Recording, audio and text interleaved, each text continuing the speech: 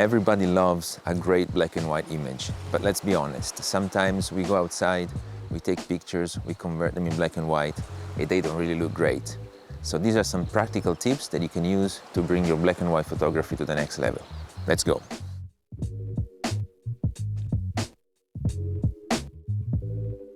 Hi there, welcome to the channel. Here we talk about landscape photography, long exposures, black and white, all the good stuff.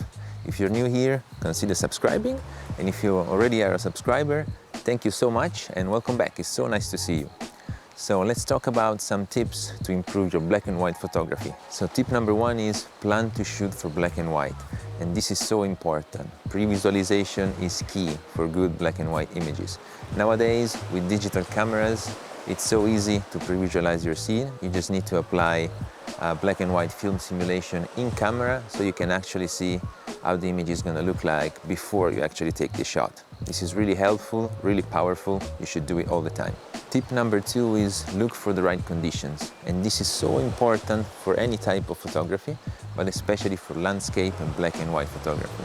So I always try to look for really dark skies, dramatic clouds, snow, fog, rain, thunderstorms, everything that brings some kind of mystery and drama to my images. I also really like, believe it or not, blue skies, because blue skies can be turned into really dark skies by using a filter in black and white photography.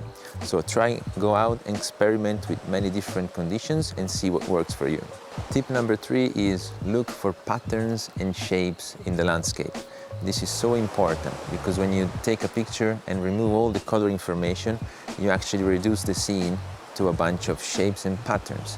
So whatever you can find in the landscape that can create really interesting patterns and shapes in your frame is going to make for a really nice black and white minimal image. Tip number four is focus on small and intimate scenes. So grand vistas work really well for color, but not so much for black and white. What I find works the best for black and white are those smaller, more intimate scenes. So just try and go out in the landscape and try to find a really nice subject. It could be a really simple one, like a rock. It could be some water, a cloud, some sand. Just focus on that and try to get rid of all the other distractions in your frame. And you will see that your black and white photography will improve a lot. Tip number five is ignore colorful sunrises and sunsets. And I know this is really difficult to do because everyone loves a colorful sunset. The problem is colorful sunsets don't work pretty well in black and white. But you can use those times, those sunrises, those sunsets to your advantage even when shooting black and white. You just need to focus your attention away from the sun on the other side of the landscape.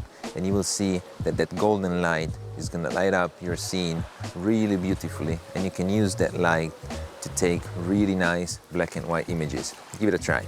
Tip number six is use vintage lenses.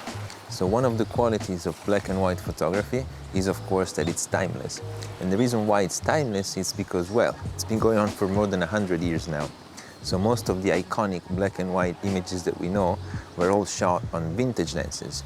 So even now with these modern cameras, digital sensor, all this high-tech stuff, there is absolutely no need to go for the super new, super sharp new lens. You can go back and use these vintage lenses to get a more timeless look to your black and white images. Also, vintage lenses usually have less elements inside than modern lenses, so they actually have a better rendition from black and white. Try them out. I use them all the time.